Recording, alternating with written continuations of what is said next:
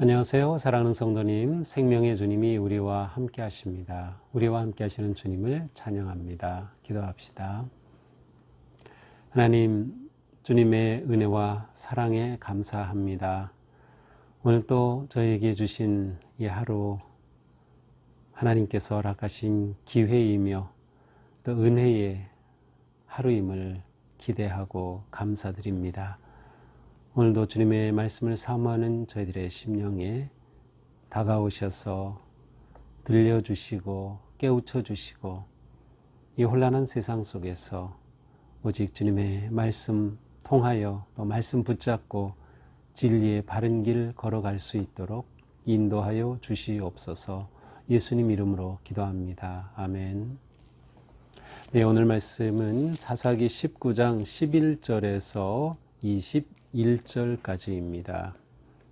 그들이 여부스에 가까이 갔을 때에 해가 지려 하는지라 종이 주인에게 이르되 청하건대 우리가 돌이켜 여부스 사람의 이 성읍에 들어가서 유숙하십시다 하니 주인이 그에게 이르되 우리가 돌이켜 이스라엘 자손에게 톡하지 아니한 이방 사람의 성읍으로 들어갈 것이 아니니 기브아로 나아가리라 하고 또 그 종에게 이르되 우리가 기브아나 라마 중 한 곳에 가서 거기서 유숙하자 하고 모두 앞으로 나아가더니 베냐민에 속한 기브아에 가까이 이르러 해가 진지라 기브아에 가서 유숙하려고 그리로 돌아 들어가서 넓은 성읍 거리에 앉아 있으나 그를 집으로 영접하여 유숙하게 하는 자가 없었더라. 저녁 때에 한 노인이 밭에서 일하다가 돌아오니 그 사람은 본래 에브라임 산지 사람으로서 기브아에 거류하는 자요 그곳 사람들은 베냐민 자손이었더라. 노인이 눈을 들어 성읍 넓은 거리에 나그네가 있는 것을 본지라. 노인이 묻되 그대는 어디로 가며 어디서 왔느냐 하니 그가 그에게 이르되 우리는 유다 베들레헴에서 에브라임 산지 구석으로 가나이다. 나는 그곳 사람으로서 유다 베들레헴에 갔다가 이제 여호와의 집으로 가는 중인데 나를 자기 집으로 영접하는 사람이 없나이다. 우리에게는 나귀들에게 먹일 집과 연물이 있고 나와 당신의 여종과 당신의 종인 우리들과 함께한 청년에게 먹을 양식과 포도주가 있어 무엇이든지 부족함이 없나이다 하는지라. 그 노인이 이르되 그대는 안심하라. 그대의 쓸 것은 모두 내가 담당할 것이니 거리에서는 유숙하지 말라 하고 그를 데리고 자기 집에 들어가서 나귀에게 먹이니 그들이 발을 씻고 먹고 마시니라. 아멘. 자, 이제 어제 말씀에서는 이 레위인이 이제 자기 첩을 데리고 이제 장인 집에서 떠나죠. 그런데 장인이 계속 붙들고 하루 더 머물러라, 먹고 마시라, 쉬라 하니까 미처 떠나지 못하고 있다가 결국 마지막 닷새 날에 장인이 베푼 것을 먹다가 저녁 때가 되어서야 떠나게 됩니다. 자, 그런데 이제 오늘 본문을 보니까 재미있게도 이 사사기 19장 지금 어제 오늘 본문에서는 같은 표현들, 의미들이 계속 나와요. 그러니까 9절에서는 날이 저물어 가니 또 해가 기울었느니라 이렇게 돼서 떠났는데 오늘 11절에서도 해가 지려 하는지라 이렇게 돼 있고요. 또 14절에 가서야 해가 진지라 이렇게 돼 있어요. 그래서 이 레위인이 출발한 시점 자체가 잘못된 선택이었다. 위험을 안고 출발한 시간이었던 거죠. 어쨌든 이렇게 이제 출발을 해서 여부스에 가까이 이르게 되었습니다. 여부스는 베들레헴에서 한 10km 좀 떨어진 곳, 이 여부스가 어디라겠어요? 예루살렘입니다. 네, 예루살렘인데 바로 이곳까지 이르렀어요. 10km나 벌써 온 거죠. 해가 질 때 출발했다고 했는데 아직 해가 지지는 않았고요. 해가 지려 하는지라 해가 지려고 하는 상황입니다. 자, 이렇게 도르러 또 이제 여부스 지역에까지 이르렀는데 종이 말하죠. 종이 레위인에게 여부스 사람의 성읍에서 유숙합시다. 이곳은 이스라엘의 경내가 아니었어요. 이방인 여부스 족속이 사는 곳이었죠. 그러자 이 레위인이 말합니다. 우리가 돌이켜 이스라엘 자손에게 속하지 아니하니 이방 땅, 이방 성읍에 들어가는 것은 옳지 않다는 거죠. 우리가 이방 성읍으로 가지 말자. 그 대신 좀 더 우리 가자. 어디로? 기브아로 가자. 기브아는 여기서 또 6km를 더 가야 합니다. 이렇게 더 가게 되면 지금 해가 지고 있는 상황인데 말이죠. 그럼 어쨌든 종은 이 주인의 말을 따르죠. 그래서 레위인과 이 종 그리고 첩은 다시 더 가서 바로 기브아까지 가게 됩니다. 심지어 이 레위인은 기브아 또 6km를 또 더 가면 라마라는 곳이 있는데 거기까지도 생각하고 있다고 말을 해요. 그러니까 지금 이 레위인은 굉장히 촉박하게 지금 이 일정을 잡았기 때문에 아주 급한 상황에 처하고 말았습니다. 결국 이들은 기브아에 이르게 되죠. 베냐민에 속한 기브아라고 되어 있어요. 14절. 그러니까 이 지역은 이제 베냐민 지파, 이스라엘 지파가 있는 곳입니다. 바로 이 기브아에 이르렀습니다. 이르러 해가 진지라. 이제야 해가 졌습니다. 계속해서 해가 진다, 또 해가 지려 한다, 해가 기울었다, 날이 저물어 간다, 이러한 표현들이 계속 나오는 것은 아마 이 시간의 촉박감, 이러한 것들을 계속 주려고 하는 그러한 표현인 것 같습니다. 자, 해가 졌으니 더 이상 가기 어렵습니다. 그래서 결국 이제 이 일행은 기브아에 머물게 됩니다. 베냐민 지파에 속한 기브아입니다. 15절에 보니까 이제 그들이 이곳에서 유숙하기 위해서 기브아에 넓은 그러한 광장이 있어요. 그래서 그곳에 앉아 있습니다. 여기서 앉아 있는다는 것은 누군가가 와서 자기들을 맞아줄 것을 기대하고 있다는 것이에요.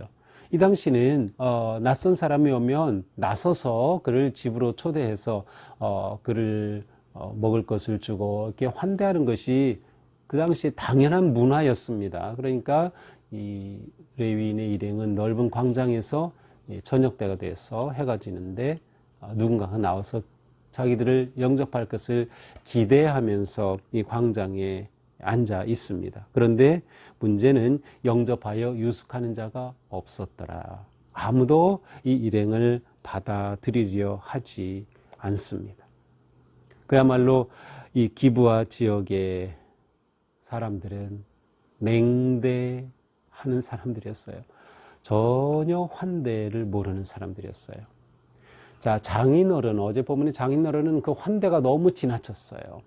반면에 이 기브아 사람들은 냉대가 지나쳤어요. 전혀 아무도 물으러 오지 않는 거죠. 자, 16절입니다. 저녁 때 한 노인이 밭에서 일하다 들어오니, 그런데 마침 한 노인이 일하고 돌아오다가 이 레위인 일행을 보게 된 겁니다. 근데 원래 16절 처음 시작하는 것에 보라 이러한 단어가 있는데 이것이 우리말로는 번역이 안 되어 있습니다. 정말 이 읽는 독자들 우리들이 보라 하는 이 단어를 보면 뭔가 이제 기대감을 갖게 되는데 아쉽게도 그 단어는 번역이 안 됐습니다. 한 노인이 오다가 이렇게 앉아 있는 일행을 보게 됩니다. 근데 이 노인은 보니까 에브라임 산지 사람. 자, 에브라임 산지 사람 누구예요? 바로 이 레위인이죠. 지금 이 레위인이 에브라임 산지 구석, 사실은 먼 곳, 북쪽에서 온 사람인데 동양인 할아버지였어요. 이 에브라임 산지에 사는 출신인 할아버지인데 지금은 베냐민 지파가 있는 이곳에 와서 거주하고 있었던 거죠. 그래서 이 노인이 이들을 보고서 말합니다. 어디로 가며 어디서 왔느냐? 어디로 가며 어디서 왔느냐? 그러자 이 레위인은 어디서 왔는지를 먼저 말하죠. 우리는 유다 베들레헴에서 출발했습니다. 그리고 에브라임 산지 구석으로, 에브라임 산지 먼 곳으로 지금 가는 중입니다. 나는 그곳 사람으로서 유다 베들레헴에 갔다가 이제 여호와의 집으로 가는 중인데 나를 자기 집으로 영접하는 사람이 없나이다. 지금 에브라임 산지 고향으로 돌아가려는 중인데 바로 여호와의 집으로 가는 중입니다. 자, 요것에 대해서는 약간 좀 서로 다른 번역이 있어요.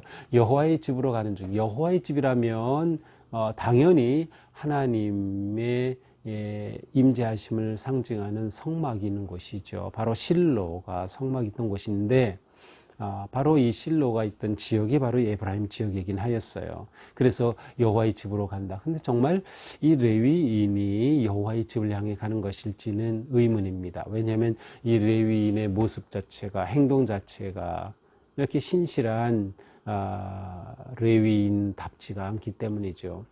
또 이제 어떤 번역에서는 그래서 이제 여호와의 집으로라고 아니고 나의 집으로 가는 중이다, 이렇게 번역된 성경도 있어요. 특별히 이제 모든 성경이 구약이 히랍어로 번역된 70인역에서는 그렇게 되어 있습니다. 어쨌든 뭐 여호와의 집이든 아니면 자기 집으로 돼 있든 자기가 이곳으로 지금 가다가 여기까지 오게 되었습니다라고 말합니다. 어쩌면 여호와의 집이라고 표현한 것은 이 레위 사람이 이 만난 할아버지의 환대를 받기 위해서 좀 더 이렇게 어떤 종교적 색채가 들어있는 그런 표현을 사용했는지도 모르겠습니다. 자, 이렇게 하여서 이 노인을 만난 레위인은 희망을 가지게 되죠. 뭔가 이 노인이 좀 도와줄 수 있을까. 그러면서 19절에 이 노인에게 계속 말합니다. 우리에게 나귀에게 먹일 집도 충분하고 여물도 있고 우리가 함께 무엇이든 먹을 것이 부족함이 없습니다. 그러니 당신의 재산 축내지 않을 테니까 우리를 좀 환대해달라라고 이야기하는 것이죠. 이렇게 해서 이 노인의 환대를 계속 지금 기대하며 말하고 있습니다. 그러자 그 노인이 20절에 말하죠. 그런 거 다 상관없다는 거. 그대는 안심하십시오. 그래서 안심하라라고 되어 있지만 그대에게 샬롬이 있기를 바란다. 샬롬이라고 말해줍니다. 그리고 그대가 쓸 것 나에게 다 넉넉히 있다. 그러니 거리에서는 유숙하지 말라. 이게 위험하다. 하고 그 레위인과 일행을 받아들입니다. 21절 그를 데리고 자기 집에 들어가서 나귀에게 먹이니 그들이 발을 씻고 먹고 마시니라. 그래서 다행스럽게도 이 레위인의 일행은 이 노인의 집에 들어가게 되었습니다.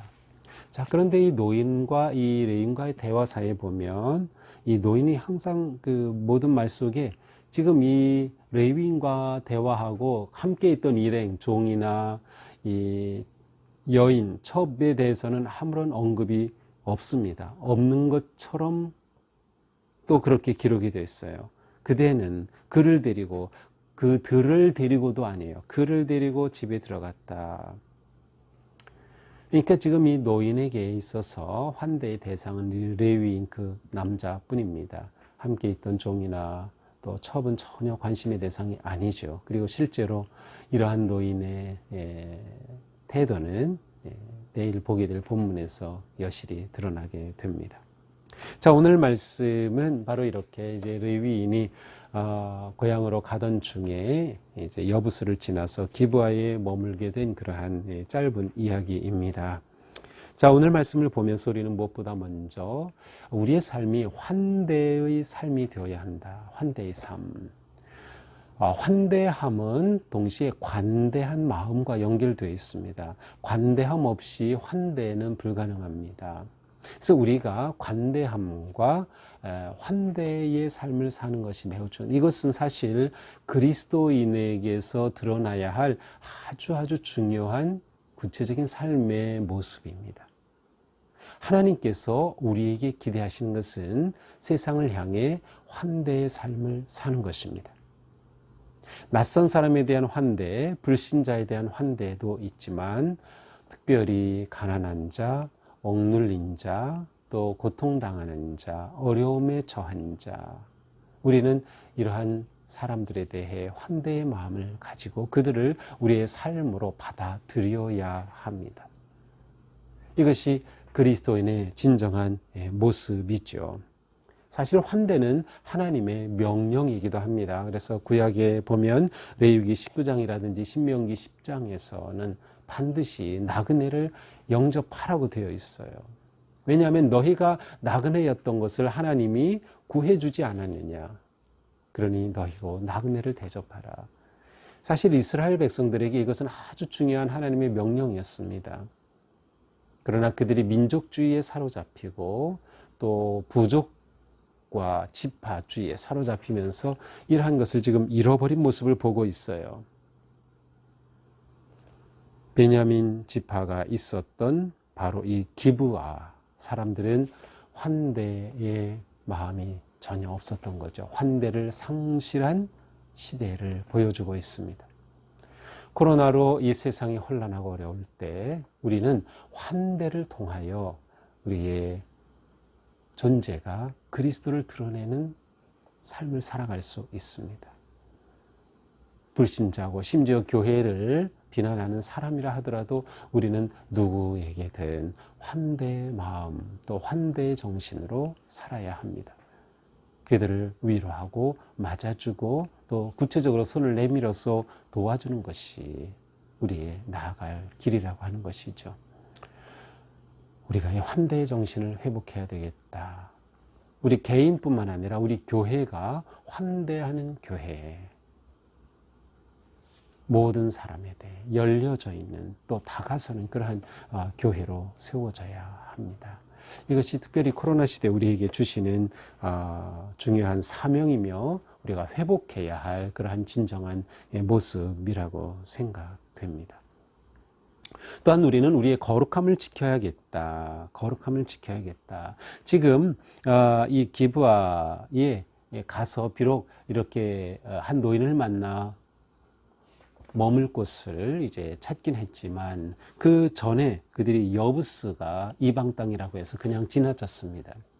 그런데 실제로 이제 내일 본문까지 통해서 보면 이방 땅보다 이스라엘 백성의 땅이 더 거룩하고 더 환대가 넘치고 더 정결하다는 것을 볼 수가 없습니다.